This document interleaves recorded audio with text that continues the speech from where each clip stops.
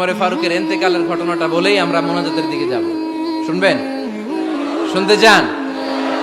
উনি স্বপ্নে দেখলেন একটা লাল মোরগ ওনাকে 3টা ঠোকর মেরেছে। কয়টা? উনি জুমার নামাজে, জিলহজ মাসের শেষ সপ্তাহে জুমার নামাজে বললেন যে একটা লাল মোরগ 3টা ঠোকর মেরেছে। মুগীরা ইবনে শুবা রাদিয়াল্লাহু তাআলা আনহুর দাস আবু লুলু আল মাজুসি, এই লোকটা খঞ্জর বানাতে পারত। মুগীরা রাদিয়াল্লাহু তাআলা আনহুর দাস। মুগীরা প্রতিদিন 4 দিরহাম করে চার্জ করত, যেহেতু দাস। সে এসে বিচার দিল, আমিরুল মুমিনিন, মুগীরা আমার থেকে বেশি টাকা চায়, জুলুম করে। ওমরে ফারুক বললেন, তাই? তুমি কি কাজ জানো? বলে, আমি খঞ্জর বানাতে জানি। বাড়ি কই? পারস্য। আরে তুমি খঞ্জর বানাতে জানলে তো 4 দিরহাম অনেক কম, সে তো আরো বেশি টাকা নেওয়া দরকার ছিল তোমার থেকে। আবু লুলুর এই কথা পছন্দ হয় নাই। সে কয়, ওমর, তুমি সবারে দয়া দেখাও আর আমার ক্ষেত্রে কঠিন নিয়ম বানাইলা, দাঁড়াও এই নিয়ম তোমার আমি দেখাবো। এই রাগে সে বাড়িতে যে একটা খঞ্জর বানালো। কি বানালো? খঞ্জর চেনেন? ছোট্ট ছুরি। কিছুদিন আগে ওমানের সুলতান কাবুস ইন্তেকাল করেছে, জানেন আপনারা? ওনার এই কোমরের মধ্যে খঞ্জর থাকতো, ছবিতে দেখছেন? আরব শায়েখ যারা সুলতান, আমির, কোমরে কি থাকে? ছোরা থাকে, খঞ্জর। সে বাসায় যে একটা খঞ্জর বানালো, যেই খঞ্জরের 2 মাথা, লাহু রাসান ওয়া মাকবাদাতুহু ফি ওয়াসাতি, আর ধরার হ্যান্ডেলটা মাঝখানে, এদিকেও ছুরি এদিকেও ছুরি, যাতে এইভাবে মারা যায়। সে ধার দিতে লাগলো আর বলল, ওমর দাঁড়াও, তোমার আমি দেখাবো। ওমর ফারুক মসজিদে নববীর ইমাম, ফজরের নামাজের সময় এ আবু লুলু আল মাজুসি বুরনুস পরে, চাদর পরে, লুকিয়ে লুকিয়ে, সে অগ্নি উপাসক, মুমিন নয়, ওমর ফারুককে অ্যাটাক করার জন্য গেলেন মসজিদে নববীতে। ওয়াকানু ইউসাল্লুনা বিগালাস, তখন ওনারা অন্ধকারে নামাজ পড়তেন। নামাজের সময় যখন হলো, লুকিয়ে লুকিয়ে প্রথম কাতারে ওমর ফারুকের পিছনে মুয়াজ্জিনের পাশেই দাঁড়ালো, হাতে খঞ্জর। ইকামত হলো, ওমর ফারুক সালাত শুরু করলেন, ফজরের সালাত, আল্লাহু আকবার। নামাজ শুরু করলেন, সূরা ফাতিহা বললেন। আরেকটা সূরা যখন পড়তে যাবেন, in the mean time Abu Lulu এই খঞ্জর নিয়ে ওমর ফারুকের বুকের মধ্যে 3টা স্টেবিং করলেন। একটা মারলেন নাভির নিচে, মারার সাথে সাথে পাকস্থলী কেটে গেল। আরেকটা মারলেন পাজরে, পাজর ছিঁড়ে গেল। 3টা মারার পরে ওমর ফারুক বললেন, কাতালানি আল কাল, এক কুকুর আমাকে মেরে ফেলেছে। পেছন থেকে এক সাহাবীকে টান মেরে সামনের দিকে নিয়ে গেলেন, তুমি নামাজের ইমামতি করাও।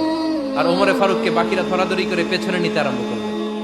আর এই আত্মাই আক্রমণ যে করেছে, সে কাতারের মাঝখান দিয়ে যেতে আরম্ভ করলো আর 2 দিকে ছুরি মারতে আরম্ভ করলো। 13 জন সাহাবীর গায়ে ছুরি মেরেছে, 7 জন সাহাবা স্পট ডেথ, জায়গায় মৃত্যু। এই ভয়ঙ্কর অবস্থা দেখে এক সাহাবী বুরনুস, এক ধরনের জুব্বা আছে মাথাওয়ালা, অনেকে জ্যাকেট পরছেন না এরকম মাথাওয়ালা, লম্বা জুব্বা আছে, আরবরা শীতে পরে মাথাওয়ালা, এই মাথাওয়ালা জুব্বা বের করে এক সাহাবী জালের মতো তার দিকে উড়ায় মারল। ওই বুরনুসের মধ্যে পেঁচিয়ে আবু লুলু মাটিতে পড়ে গেল আর সুইসাইড করে ফেলল, নিজের বুকে নিজে মেরে আত্মহত্যা। যেই সাহাবীকে ইমামতির জন্য দাঁড় করালেন, উনি ছোট্ট সূরা দিয়ে প্রথম রাকাতে সূরা আল কাউসার, দ্বিতীয় রাকাতে সূরাতুল ইখলাস দিয়ে নামাজ শেষ। ওমর ফারুক বেহুশ। ওমর ফারুক কি? হ্যাঁ, সবাই কান্নাকাটি করতেছে, সবাই দেখতে গেলেন, এখন হুঁশ ফিরে না। মুখের মধ্যে, মুখ খুলে রাষ্ট্রের চিকিৎসক মুখের মধ্যে দুধ দিলেন, ওই নাভি দিয়ে দুধ বের হয়ে যায়, পাকস্থলী কেটে ওখান দিয়ে দুধ বের হয়ে যাচ্ছে। তারা বললো, ওনারে বাঁচানো সম্ভব না, দেখেন হুঁশ ফিরে কিনা। হুঁশ ফিরলে ওনার পরে কে আমির হবে, উনি যেন প্যানেল ঠিক করে দিয়ে যায়।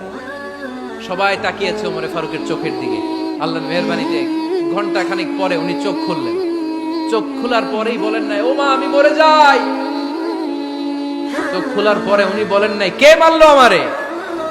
চোখ খোলার পরে উনি বলেন নাই, আমার পরে নেতা কে হবে। চোখ খোলার পরে সর্বপ্রথম কথাটি ছিল, আসল্লান নাস, আমার নেতৃত্বে যে ফজরের নামাজটা শুরু হয়েছিল, এটাকে ঠিকমতো তোরা পড়েছিলি? আমার নেতৃত্বে যে ফজরের জামাত শুরু হয়েছিল, সেটা ঠিকঠাক মতো সমাপ্ত হয়েছিল কিনা আগে বল।